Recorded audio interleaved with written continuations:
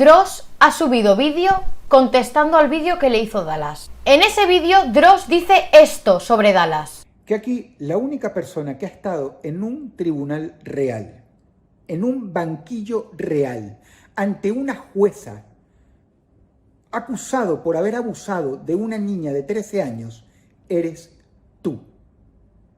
Y quiero que lean ese hilo en Twitter, porque no se trata de que a ti te soltaron. No se trata de que a ti te absolvieron, porque se haya comprobado de forma fehaciente que lo que esta niña dijo era falso. A ti te soltaron por falta de pruebas. En este vídeo, Dross insinúa que como Dallas ha sido absuelto por falta de pruebas, quiere decir que Dallas es culpable, pero no ha podido ser probado. Y por eso estoy haciendo este vídeo, porque creo que hay bastante gente que tiene dudas sobre si ser absuelto por falta de pruebas es lo mismo que ser inocente. Y para hacer este vídeo me he leído la sentencia del caso de Dallas. Pero antes de empezar con el vídeo, si os gusta lo que hago, os invito a que os suscribáis aquí abajito y a que me sigáis en Instagram, que os lo dejaré por aquí y en la cajita de descripción. En España hay 3 tipos de sentencias. Sentencia condenatoria, que es porque se considera que tú has cometido ese delito y se te condena por ese delito. Sentencia de conformidad, que es cuando se considera que tú has cometido ese delito pero no se llega a juicio, llegas a un acuerdo con el fiscal. Y por último, sentencia de absolución, que puede ser o porque las pruebas no eran suficientes, que podría ser que no fueran suficientes porque el delito del que estás acusando es falso. Y si el delito del que tú estás acusando es falso, no hay pruebas. Y quiero que quede claro que cuando alguien dice que una persona que tiene una sentencia de absolución es culpable de cometer un delito, esa persona estaría cometiendo un delito de calumnias, porque está diciendo que alguien ha cometido un delito por el que es culpable, cuando para la ley esa persona es inocente porque tiene una sentencia de absolución que dice que es inocente. En este juicio, a Dallas se le acusaba de 2 delitos. Lo que se me estaba juzgando aquí era por 2 delitos. Uno, el supuesto abuso sexual de una chica de 14, porque creo que en ese momento era de 14 y yo tenía 22, me parece. Y por la corrupción de menores, que suena fatal, Dios, que consiste básicamente en proponer mantener relaciones sexuales. Lo primero y más importante que tenéis que saber es que cuando se están juzgando este tipo de delitos, o sea, delitos sexuales, solo con el testimonio de la víctima se puede enviar a alguien a la cárcel. Y esto lo explica la propia sentencia de Dallas. Como podéis ver aquí, la sentencia dice: la declaración de la víctima no es prueba indiciaria, sino que es prueba directa y ha sido admitida como prueba de cargo. Pero esto no quiere decir que la existencia de esa declaración se convierta por sí misma y automáticamente en prueba de cargo suficiente, pues está sometida a la valoración del tribunal sentenciador. ¿Qué quiere decir esto? Que sí que es verdad que el testimonio de la víctima, aunque no se tenga ninguna otra prueba, que no se tengan partes médicos, que no se tengan más testigos, solo con el testimonio de la víctima se puede condenar a una persona. Pero para que esto pase, el tribunal, o sea, los jueces que están juzgando el caso, tienen que valorar que se den una serie de criterios. ¿Qué pasa si no se dan esos criterios? Pues también nos lo explica la sentencia de Dallas. La sentencia dice: el principio indubio pro reo, que viene a imponer al órgano enjuiciador la libre absolución del acusado cuando le asalte la duda de cuál fue la verdad de los hechos. El principio indubio pro reo, que como ya os dije en el vídeo de Javi, a los de derecho nos gusta mucho el latín, significa que en caso de duda sobre los hechos hay que actuar en favor del acusado, porque recordemos que el acusado tiene presunción de inocencia. Un acusado es inocente hasta que se demuestre lo contrario.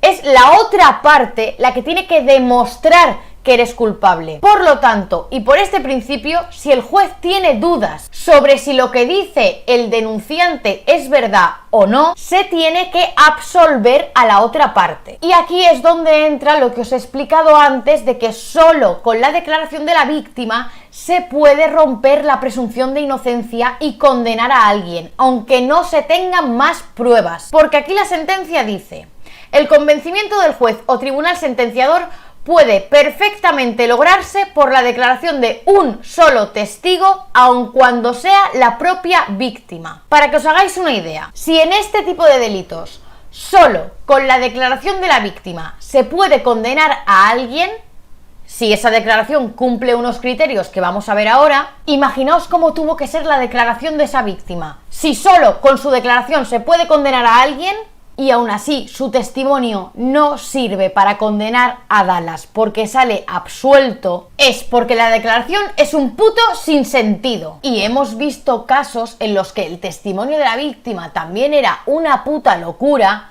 y que tampoco cumplía esos requisitos y aún así se ha condenado a la gente. Como por ejemplo en la sentencia de Arandina, que en ese caso la propia chica había dicho que iba a inventarse cosas y que iba a mentir a la policía si hacía falta. Y aún así a los chavales les han caído 38 años a cada uno. Y eso es lo que vamos a ver ahora, porque la declaración tanto de la víctima como de las testigos no cumplen ninguno de los requisitos que se pide para que con ellas se pueda condenar a alguien. Aquí la sentencia nos dice: la prueba de cargo de los hechos enjuiciados es la declaración testifical de la menor víctima. O sea, como os he dicho ya, la única prueba que se tiene es la declaración de la menor en cuestión. Pues vamos a ver por qué esa declaración no cumple esos criterios.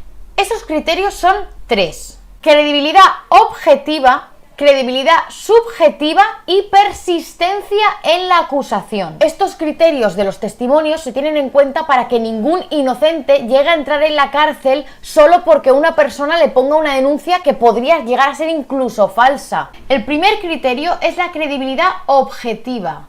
Esto significa básicamente que la historia que cuente la víctima sea verosímil y que tenga sentido. Pero, ¿el testimonio de la víctima tiene credibilidad objetiva? Pues no. La sentencia en esto nos dice: L, que es la menor, en su declaración ante la policía dijo al principio que había borrado sin querer todas las conversaciones con el acusado, mientras que en el juicio dice que sí que tiene conversaciones mantenidas por WhatsApp y por Twitter, pero sin embargo no ha aportado ninguna de esas conversaciones, aunque la policía le facilitó un email para que enviara las conversaciones. ¿Esto qué significa? Que si tú dices que tienes unas conversaciones en las que se demuestra que se está cometiendo ese delito que tú denuncias y te dan unas facilidades porque tienes un email donde enviar esas conversaciones y aún así tú no lo envías, no se puede probar que tu testimonio sea real. Porque si primero ante la policía dices que no tienes ninguna conversación con él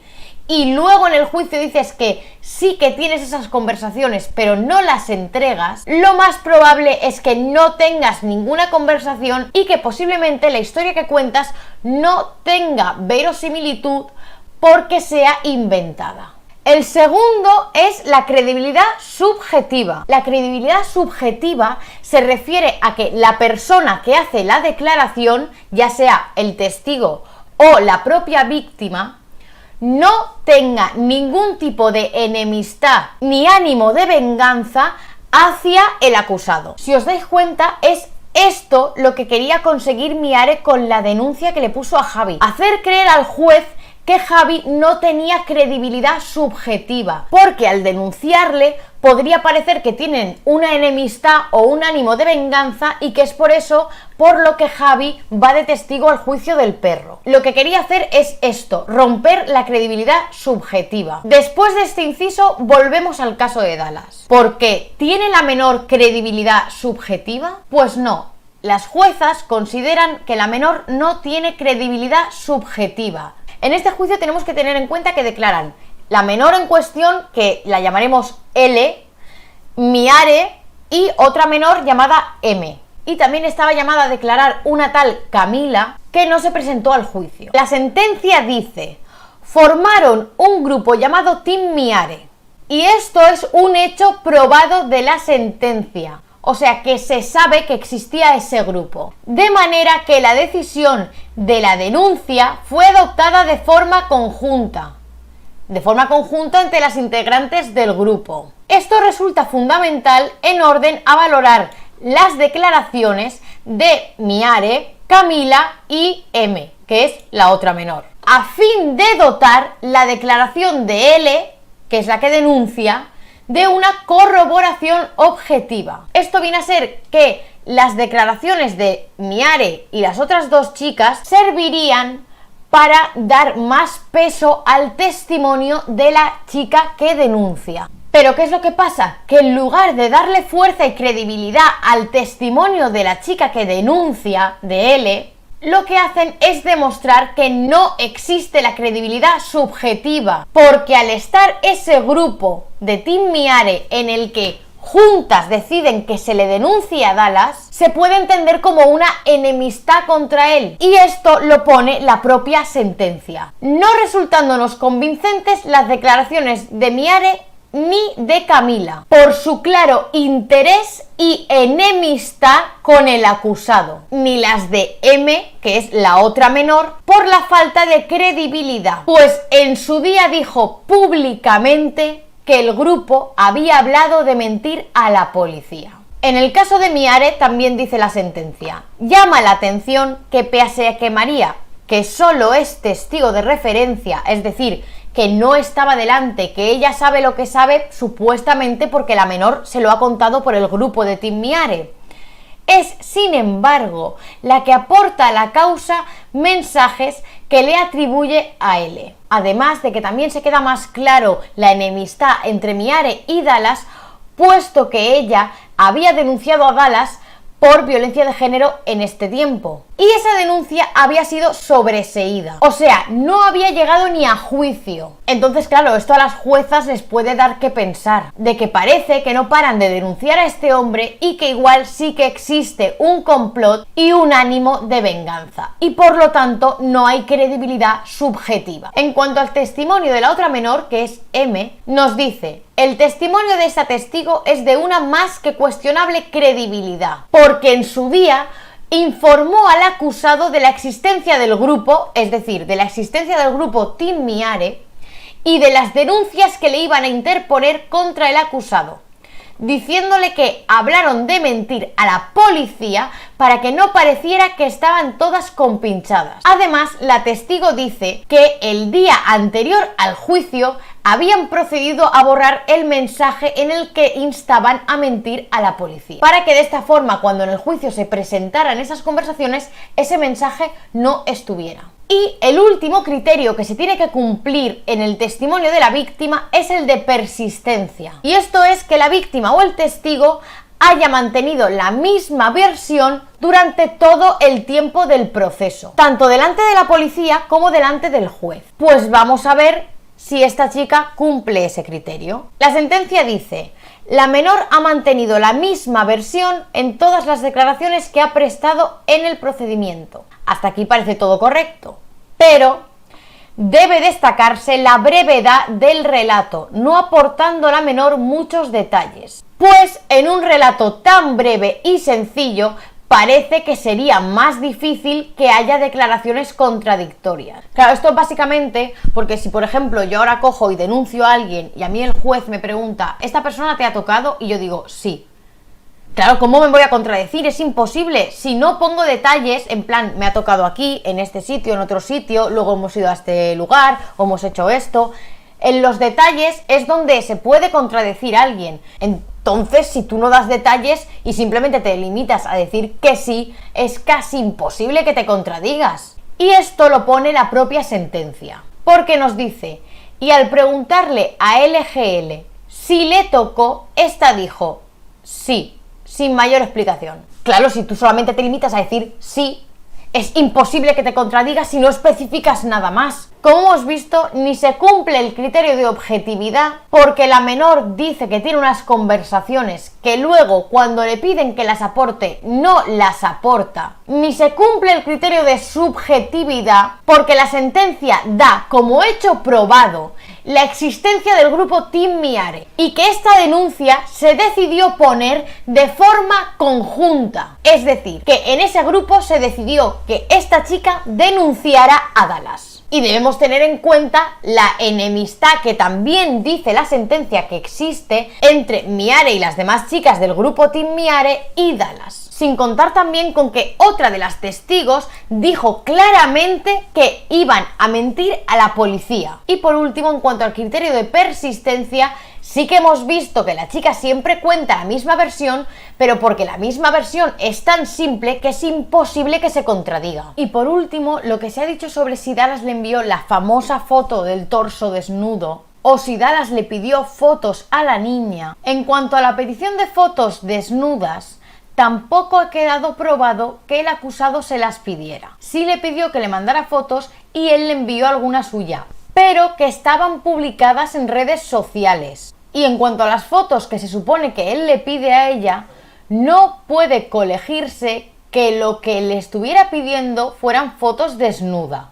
Además de que la propia niña reconoce que él no se lo dijo, o sea, que él no le pidió fotos desnuda. Entonces, absuelto por falta de pruebas, no quiere decir que tú seas culpable y no se haya podido probar. Absuelto por falta de pruebas es igual que inocente. Bueno chicos, y hasta aquí el vídeo de hoy. Si os ha gustado, no olvidéis dejarme un like y suscribiros aquí abajito. Y nos vemos en el próximo vídeo.